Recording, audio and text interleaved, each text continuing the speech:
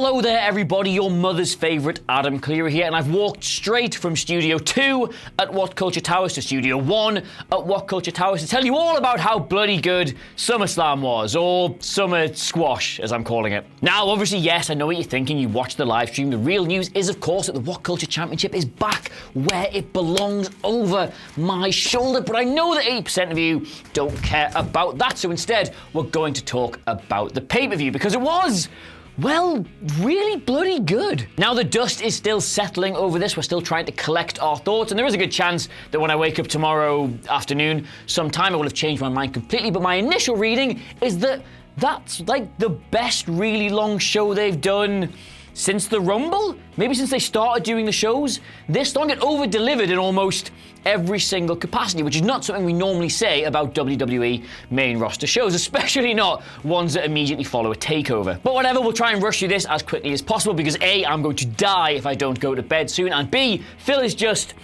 at the window there with, I think that is a kitchen knife because he wants to go to bed as well and he has to stay behind and edit it. So the pre-show, which was, well, I didn't really catch much of that. I had to watch most of the highlights back, but what did we get there? 3 rolled up finishes, 2 of which were botches.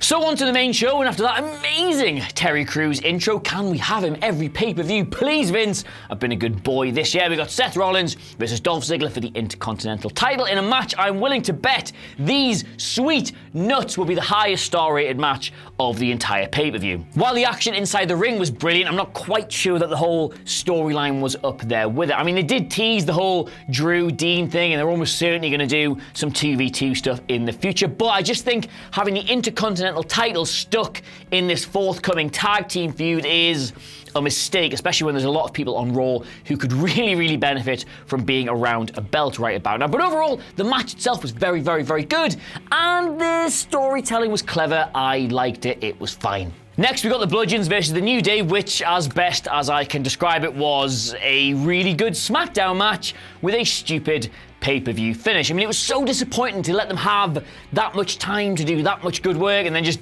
throw it all away at the end. I guess they really want to do something with these guys at Hell in a Cell, so yeah, maybe it makes sense to keep their powder dry for that, but Rowan got there. Like, he wanted to stop him getting off the top rope onto Harper, so he got there. He just had to push him off. He didn't have to hit him with the hammer. Why? Next, we got Kevin Owens versus Braun Strowman, which was supposed to be one of the most interesting signposts on the road of the evening. Like, depending on what happened here, could influence the main event. Could Kevin Owens sneak his way past Braun Strowman and cash in the main event? Or would Braun remain dominant and go on down the line to have a shot at the title? In the end, didn't matter. Might as well not have happened. 1 minute 55. One of the stupidest, most senseless squash matches I've ever seen. I feel really sad for Kevin Owens. He's so good. He's so good. And at the minute, his position in the company is be a coward and then get beaten up or thrown off a cage or beaten in under 2 minutes.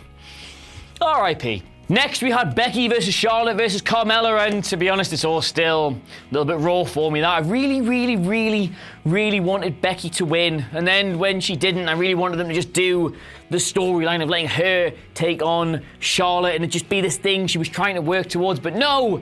You can't have that in WWE. You have to have a clear face and a clear heel, so they turned Becky heel. And that's going to be a problem because that was the biggest pop they got all night. You deserve it, and yes, and yeah. Becky's heel turn has inadvertently made her the most popular babyface in the entire company. Now, if this was any other company besides WWE, they'd row back on it, they'd funnel into it, they would make her this new ass-kicking, no more Mrs. Nice Bex character and go from there, but no! They won't, will they? They'll make her just be snarky and horrible on SmackDown until we get bored of it, and my girl deserves better. Call me. So, right, here's one. Obviously at WhatCulture we have a lot of little group chats where we do all of our tea drinking and whatnot, but the best one, Oily Chums, between all of the great men in the wrestling section, was given a heads up early on in the night by Adam Nicholas to tell us that none other than Wendy Styles had been spotted in attendance. Ooh, we thought, what could happen here? And what we got was a very slow burning match right up until it managed to get her involved. Now, AJ and Joe are fantastic in-ring technicians. We knew we were going to get that, but it had the feel of the whole Styles versus Nakamura matches again, where we're watching very technically proficient, well put together match, but just isn't really doing anything. Nobody's getting that excited about it. This is the part of the night where the crowd started to fall off, right until Samoa Joe stood on the announce table and offered to be Wendy Styles' new daddy. As in, to sex her loads in a rough way, like spit in her mouth. AJ didn't like that. So he did the run thing, and then he jumped onto the thing, and then he hit him and threw the thing, and then he wailed on him and he got disqualified. And yes, another match they clearly want to do further down the line, so didn't want to use up all their material for here. Then, after that, there was a lot of blood tonight. For a WWE show, for a PG show, there was a lot of blood. AJ, I don't know what happened to him, but he started bleeding. He went into the crowd, consoled his wife, went to hug his child. His child was like, no, get the hell away from me, you bleeding, raging weirdo. Not what you want from your kids. I'll never have any. Then finally, after 8 years of waiting, because they haven't been able to tell us enough that it's been 8 years, we finally got The Miz versus Daniel Bryan in a one-on-one match on a big pay-per-view. Now, here's the thing. I left that match, went to the toilet, and my first thought was, well, I mean, after all the stuff, my first thought was, that was disappointing. I wanted more. I wanted it to feel more like this big blow-off. I wanted it to feel like more of a payoff. I wanted everything from that Talking Smack promo, from all the barbs, from everything they've done. I wanted it all to come out in that match, and it didn't. Like, it was hard-hitting, it was good, it was compelling, I was involved in the finish, but my initial thoughts were that was disappointing. But then, Michael Hamflet, a far more educated, far more cerebral mind than I've got, told me that, in fact, when you look at it, it's pretty good. It was all back and forth, and maybe Bryan had lost a step, and then, after the whole build-up had been about him wanting to punch Miz in his face, Miz punches him in the face and wins a foreign object finish with perfect poetry. Then we got Corbin versus Demon Finn Balor, which if you saw on the live stream, Phil was very, very, very annoyed about. For some reason, he's protective over body paint, doesn't want to see it used too much,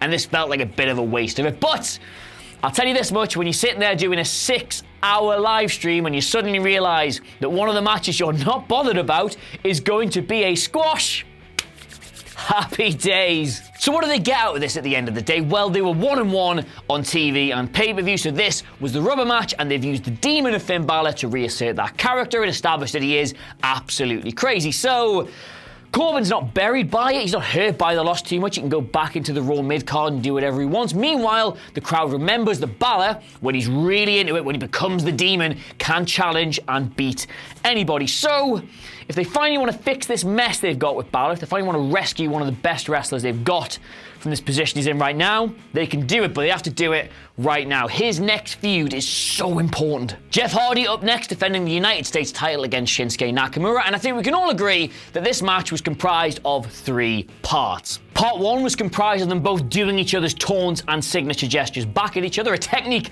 I've not personally seen since WWF No Mercy on the Nintendo 64. And then we got just loads of back and forward weird wrestling that culminated in Jeff Hardy doing a swanton bomb onto the apron. Now, I don't know if wrestlers know this, I don't know if any of them are aware, but that is the hardest part of the ring. After he was somehow able to carry on with the match and not need... Can we just talk about Jeff Hardy's body for a second? Like, the guy is old.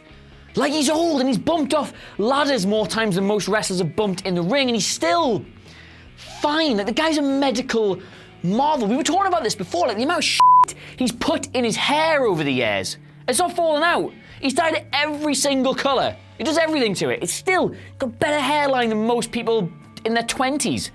Jeff Hardy's a freak. And then, yeah, after all that, Randy Orton came out, which we all thought was going to happen during the match, but he came out at the end, and Jeff Hardy's all prone there and lying there, and the Viper's going to get him, and then he just doesn't. He just like, walked down to the ring, then changed his mind and walked off. That, I mean, don't get me wrong, on an episode of SmackDown, that would be fine. He's stalking him, he's building to something, but that was Randy Orton's pay-per-view appearance money. He walked down the ramp, did this, and then left.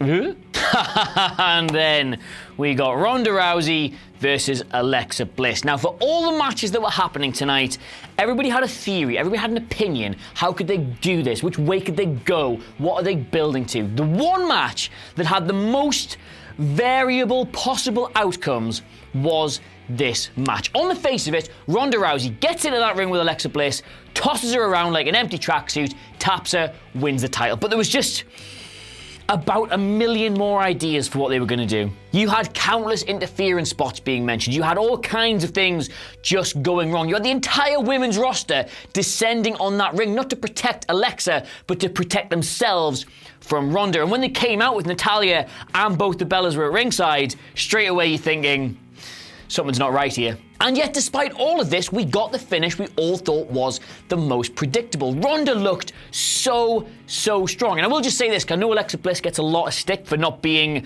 the most technically proficient, but if you watch that match and you think Ronda looks so dominant, you can only say that because of how well Bliss sells for it. Like, it is 50-50 in those matches. Genuinely, you have to look that strong, but only if your opponent sells that well for you. She sold perfectly for Ronda. That was a great match for the pair of them. Now, I don't know where they go from here. Obviously, with Ronda at the top of the mountain, it's very difficult to see anybody unseating her anytime soon. But, you know, if you're playing this thing by the numbers, Ronda Rousey comes into the women's division in WWE and should very quickly make her way to the summit of it. Plus, with Evolution around the corner, you are going to want to build that main event round her, and of course, you want to do that with a title on her. So, yes, it makes sense. I don't think the defeat damages Bliss in any way. I think she's still considered one of the better women's wrestlers on Raw, certainly in a kayfabe perspective. But hey, Ronda's the best thing they got, man. I keep saying this.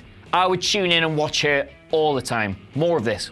And last, but by no means least, the match that brought the WhatCulture title back where it belongs. I've missed you. Baby, we got Brock Lesnar versus Roman Reigns for the gajillionth time. And finally, they came up with a storyline for the match that was really good. Both men make their way down to the ring and are immediately followed by Braun, who says, whichever one of you two wins, I'm not a coward. I'm going to be standing right here with this briefcase and you've got me next, which was good, I thought, because they painted Braun as a total idiot the last couple of weeks. They've got to make up for how overpowered he is with that briefcase, so they've made him look a complete moron. Now this was smart, wasn't it? Because if he just went straight into the match, he could have lost without even being pinned. It's a complete waste of the briefcase. Was waiting there. It was very good. I liked it. And then, lo and behold, we actually got a Reigns-Lesnar match, short as it was, which was really bloody interesting. Reigns came flying out of the traps. You thought this is going to be over like that. It's another squash for Brock, and then he counted. He thought, no, wait, he's gonna beat him, and then he's got Braun outside, and we didn't quite know what was going to happen until the finish, and then we got that whole mess with him throwing the briefcase. Like, that's a long way to throw that. I mean, that was dead-eye straight as well. He could have gone left or right and killed somebody in the crowd of that, and he got it all the way down the ramp. Then F5 Braun, and then got speared, and then got pinned, and I won this. And that's how SummerSlam went for me. Overall, though, the fallout of this match is Brock can now go and do his thing, whatever he's doing. They can move Heyman onto somebody else. Roman now finally gets to have a run with the belt, and we've still got Braun with the briefcase. He never cashed that in. They can still do that, which is good. I know people will be down on Roman having the belt, but honest to God, like, what, could you have done another 6 months of Brock having it? Could you have done Brock walking off to UFC with it, seeing it even less, seeing him even less, having every single promo in UFC be basically MMA guys laughing at the fact he's carrying that around with him? That's not even a real belt, Brock. Someone decided to put that on you because you've got a big neck. So overall, Summer Squash, I really liked it, you know. I genuinely really did. I mean, I'm in the moment immediately afterwards. In the next couple of days, we'll start picking through the bones. It might take the gloss off slightly, but I've got to be honest. I said this at the start of the video. Since they've started doing these really long pay-per-views, that might be the best one they've done. I mean, it's maybe better than WrestleMania in the sense that a few moments of that felt like they under-delivered, whereas everything here either delivered, you got what you were expecting, or it went above and beyond. So expectations maybe maybe making it seem a little bit better than it was, but I thought it was a really good pay-per-view. There's some great moments in it. Was it TakeOver? No. Were the matches as good as TakeOver? No. Were they ever going to be? Absolutely not, but we got that classic soap opera drama, WWE-style programming that makes you want to tune in to Raw and SmackDown.